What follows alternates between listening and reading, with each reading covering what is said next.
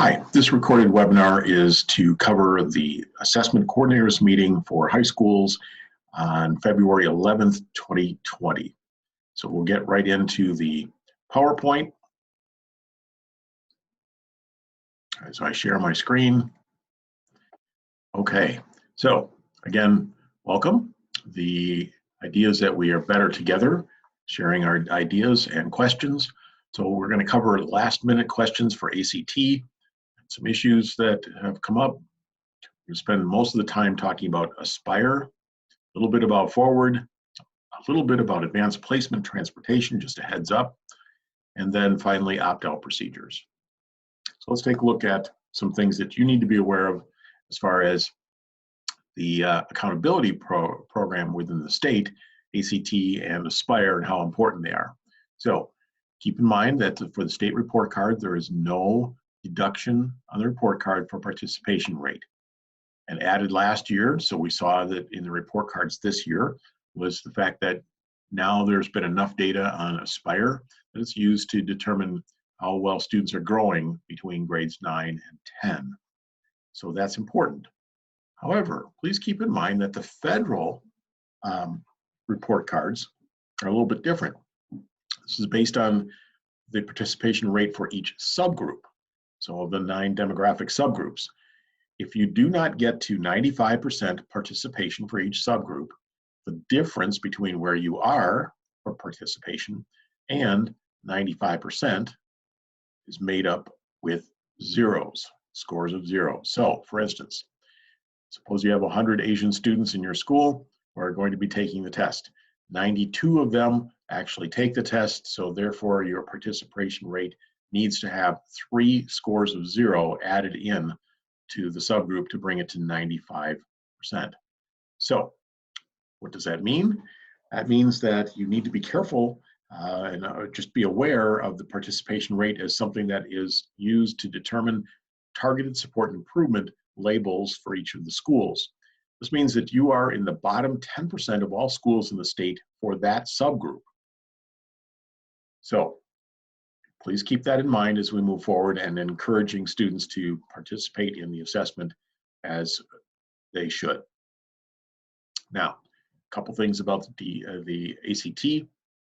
There are webinars that are posted. They're all online. This is this website will be on our the page where you found this webinar. You'll find a link to that administrative website or administrative webinars, as well as the technical webinars for ACT.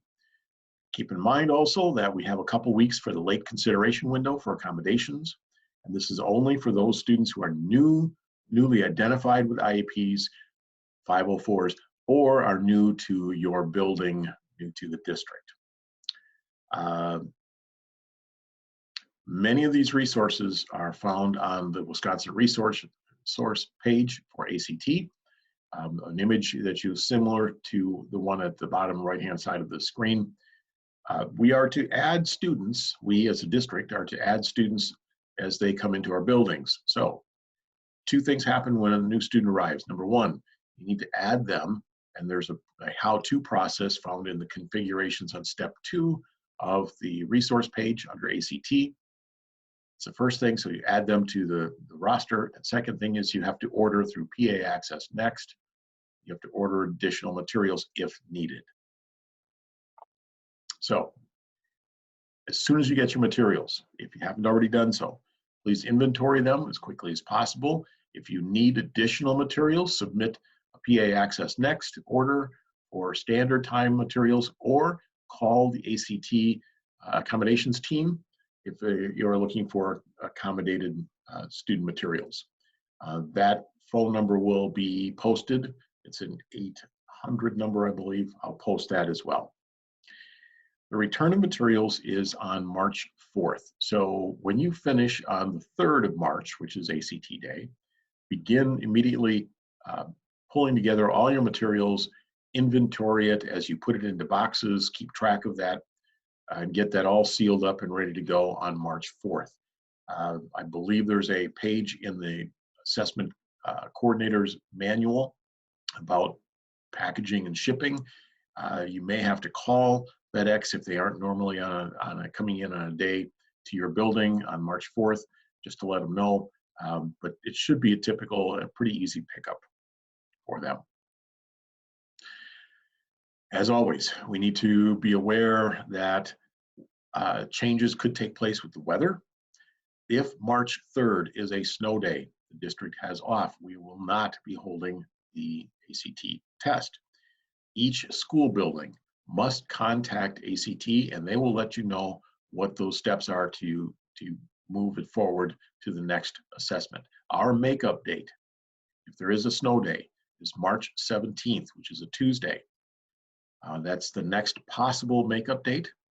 The third and final makeup date is an emergency date, and that is during MMSD's spring break. So that if we have 2 snow days and it happens to be these, we will not be testing, or at least we'll be not alone in the fact that testing would be difficult. One of the things that you have to do if we are going to if we happen to have a snow day on the 3rd of March is I'm pretty certain that ACT will require all secure test materials to be returned to them. You keep the answer sheets and any student materials. But don't worry about that. I'll make sure that everyone downtown here knows that that is an issue potentially, and we'll move forward with that. But keep your fingers crossed for the 3rd of March. Transportation, again, because we're a juniors only day on the 3rd of March, bus routes will be based on last year's numbers. The routes will be the same as they were last year, so limited number of routes. Please contact Transportation Services to confirm those routes. If you have any questions, they can help you out as well. All right, let's move into the Aspire portal. A lot of things have changed as far as what the portal looks like this year. Please make sure that you're able to access it. So if you haven't gotten an invitation to join Pearson Access Next, please let me know and I'll make sure that you get that. Student data has been uploaded and is available to view as of February 6th. Right now, what's going on is that there is a window for paper testing accommodations, which is Braille, American Sign Language, and other large print. So those materials will be ordered. We will be ordering them, meaning Sarah Wallner or myself, through Pearson Access Next at the district level. But you should be getting those all arriving in time for the test.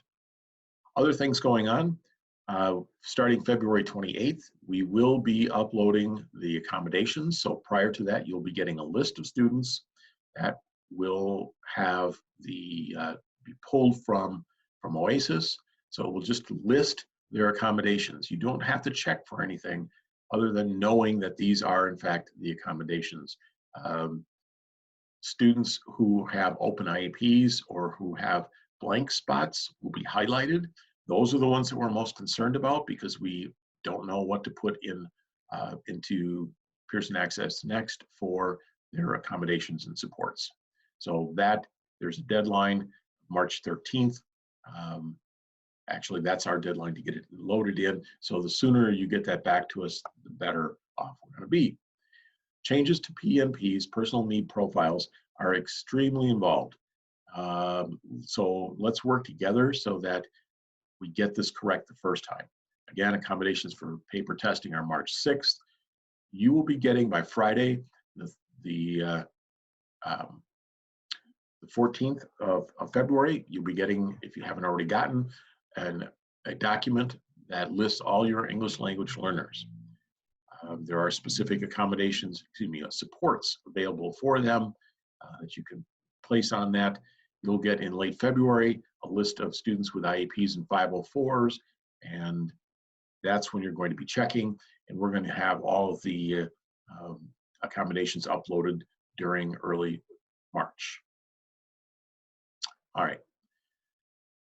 I'm going to, if you check on the website where you found this webinar, you will find that there is a training plan steps This is an important document. It takes you through different steps and what documentation is needed, etc., what actions are needed. And so I'm following these steps in the next portion of the Aspire conversation right now. Aspire has two sites to work with. The live site is blue. The training site is in brown. Don't do any work in the brown site if you expect it to actually carry over to the blue site. They are two separate websites. If you are setting up sessions, if you are adding users, if you are working with students and you expect that to be what happens on test day, make sure that you're using the blue production website. If you want to practice to see what it's like for a proctor to log in and to actually proctor the exam, you can do that on the brown training website. One of the first things that you need to do is you'll need to get your list of users or proctors to upload. So you need to determine this. This is something that I can't do sitting where I'm at. I'm going to be sharing with everyone a template that you can look at and fill out, complete for all those building users who could potentially proctor. Just because their name is on the list doesn't mean they actually will. But you need to have extras just in case somebody's absent or for some other reason. So on this particular site, you will see in the template, you'll see most of the pretty straightforward, except for the column marked action. You have two choices, a U for update or a C for create. If you are already in the system, like these two particular people are, it would be a U for update. A C is a creation. It's a new staff person that you are adding to the system. And since this is the first year that we're using PA Access Next, all other staff who are not in here should be listed as C for create their accounts. Even if they were proctors last year, please check, put a C in that box, fill out the template. It's an Excel spreadsheet. Save it as something you remember, and then you need to upload it to the import-export data site. So notice it's the blue background. On the Pearson Access Next for Aspire, you go to the setup, select an action, and select the export or import data choice. From there, from the Start button, select All Tasks. From that choice, the next page, you'll see that it will have a type of action. That is a drop-down menu. Choose User Import, because you're going to be importing the names of all the users. Once you've done that, once you've selected User Import, then what you do is you choose the file location, upload the file, and you will get confirmation that the file is uploading. You'll notice in the bottom right image, what I've got going on is a pending for processing report. If there are errors, it will tell you, it will not accept things. So at the bottom of that, you'll see steps and message. So if there are corrections to be made, you didn't have somebody's email in place, it will kick that out and you'll have to make the correction and upload the file again.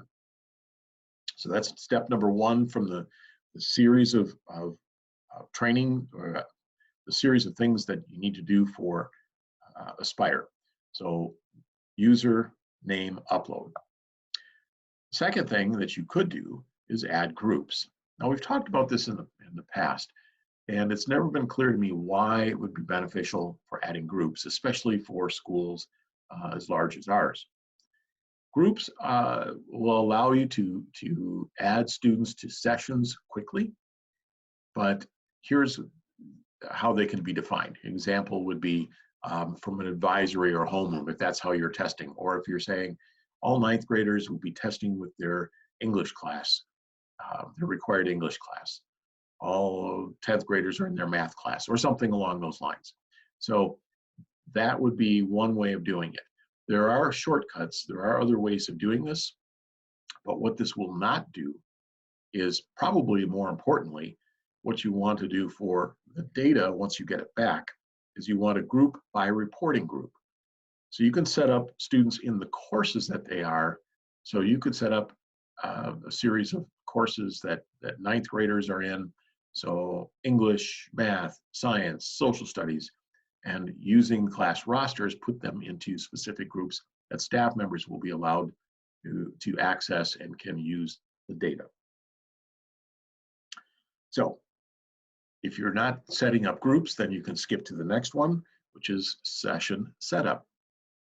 We're not going to do that. I'm going to give you a little preview of this because I want you to understand what the process is. We're going to spend time on March 10th going through this. If you add sessions right now, I can tell you that they will be they will not be complete. Tech Services is working on what they need to provide in order to make sure that the test caching is in place. Once that is done, we'll be able to be one more step closer to actually getting sessions and set up, as well as students. So PNPs are also a big part. We need to make sure that we get those in place before we create and add students to sessions.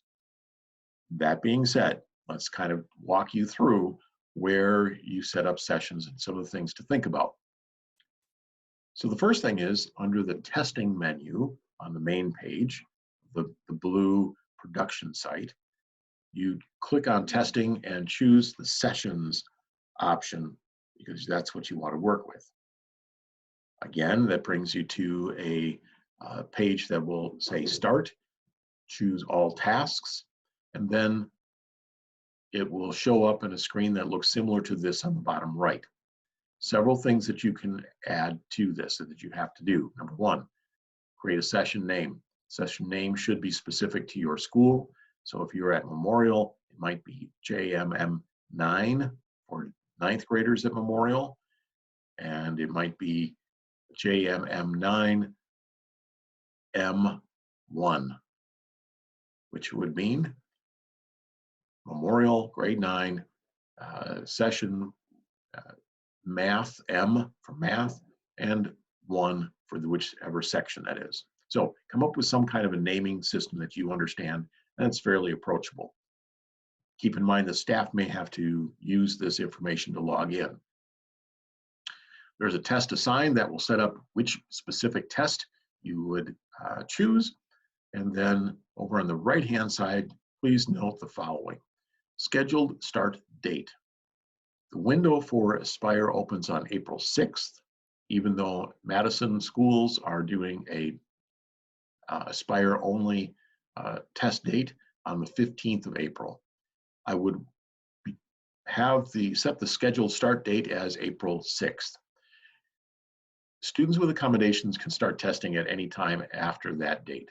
So that might be something that, instead of having students come in all on that April 15th date and then after that begin or continue to with their accommodations, you may want to start or have the option to start some of those students earlier. Notice the scheduled start time.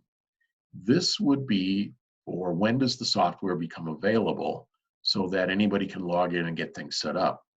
If you think that you start school at 8 and that's when you're going to start testing and you schedule 8 a.m. there, it sounds all good, but in reality, what that means is no one can log in, including yourself or the proctors, into the session until 8 a.m. My suggestion would be to put in 6 or 7 a.m. as the scheduled start time. We'll take a look at copying sessions, renaming them as we go further into get closer to test time. But since you can't do this yet, I think that's enough for us right now. Please make sure that if you do have ACT or Aspire questions, you ask them, get them to us quickly. Email, phone call, however you want to do that. Shifting gears. The forward examination for 10th graders, social studies only, comes in two sections. First and second section are both approximately the same length of time, approximately 35 minutes, for a total of 70 minutes for the entire assessment. The window for forward opens on the 23rd of March, so that's the week prior to spring break. You may wish to get your 10th graders done with that by requesting that they do the testing. I think most people are testing in social studies classes during that whatever time that is, and it does not take 35 minutes to get things completed. However, keep in mind that forward is a not timed test. Kind of jumping up. Again, professional development for people who are proctoring is available. There is one specific piece that is available for high school staff only. It's a reading, there's no video. It's just going through the steps on a PDF of a PowerPoint. Student data is already in the system. You can't see it until the 17th of February. We'll begin uploading the accommodations for students and then finally printing tickets on March 9th. You will get a single set of tickets, which will be 4 to 8 per page. They will need to be cut apart. They are alphabetical by grade, so starting alphabetical by last name by grade. So in 10th grade, you will start with letter A and continue through all of those. It's not differentiate between schedules and homerooms, etc. So forward test is coming up. We'll talk more about that on March 10th. Also beginning at the same time is the dynamic learning maps assessment. Just so you know, this work is well on its way for getting this ready to go. Things called first contacts and PNP completion is going on, as well as staff finishing up their training. Just a word of caution, the test itself is a multiple day assessment. Students get a testlet, which would be 3 to 5, maybe 6 questions long for each content area. They answer those and they send that off as being complete. The following day, they get another set of 3 to 5, 6 questions, and they continue like this until they're done with the test. So it is a time-consuming thing. The manipulatives that are involved don't have to be the exact ones that they're calling for. So for instance, if they say students should have 6 fresh strawberries, don't have your staff go out and get strawberries. You certainly can get 6 of the same manipulative for students, whether they're red colored blocks, whatever it is. This is not a test that is designed to see how much money can be spent on manipulatives. So please, if you have any questions, let me know and I'll work to track down what it is that is actually needed and what is intended. Student climate survey is not on May 1st through the 22nd this year. It is on April 6th through the 24th. April 6th through the 24th. You'll notice in the upper right-hand corner of this particular view, where it says survey. This is an old image, but on your high school library homepage, there will be something that students can click on. Student survey, again, April 6th through the 24th. Staff and family surveys will come out after that. Again, as always, it's available in 3 languages this year. Students will need to log in with their MMSD ID number. Okay, let's just talk briefly about heads up for advanced placement transportation. Last year, we were able to provide school buses for each test from each high school daily for the 2-week run. While it was improvement over before, I think we can get better at this. We again will be offering a bus from each high school to the Alliant Energy Center each day for every exam. However, it's important that students sign up ahead of time, because if no one signs up, buses will not run just because they're supposed to run. If there are no students, there will be no bus. So I need to know this ahead of time. We'll work with the AP coordinators and we'll work with you prior to actually getting this taken care of. before advanced placement testing starts. One of the things we ran into is that students did not return on the bus that they rode over because they got a ride with somebody else. If they're going to ride the bus over to the Alliance Center, please let them know that they need to ride back. Now, because of questions raised when buses didn't arrive on time or they're at the wrong door, etc., I am really pretty far removed from the whole transportation piece at each of the high schools. I will pay for the buses, I will book the buses, but at each high school will need to work with the appropriate bus companies and transportation services so that things can be scheduled ahead of time. And you have the best handle, you and your staff have the best handle on how to work with transportation services. Finally, last topic for the day, Apple. This is going on right now, which we're learning as we go. It's on a large scale. Apple in the past has only been for a few students. Now it's for many. Working on this process, and it will be worked through, and we'll get better at this. So please be patient, but if you have questions, please send them on. Last item, you've seen this before, you'll see it again. Please make sure that you get opt-outs in writing, via email or written request. We cannot accept verbal requests, even if you're sitting and if you're talking to the person face to face. Ask that they put it in writing. Phone calls we will not accept. Please scan all copies of written requests, forward emails, send them to either Sarah Wallner or myself so that we can account for these. It helps us a great deal if you can do that. As always, if you have any questions, please connect with us. We're at these locations. If you have any other questions or concerns, please let me know. Thanks for listening.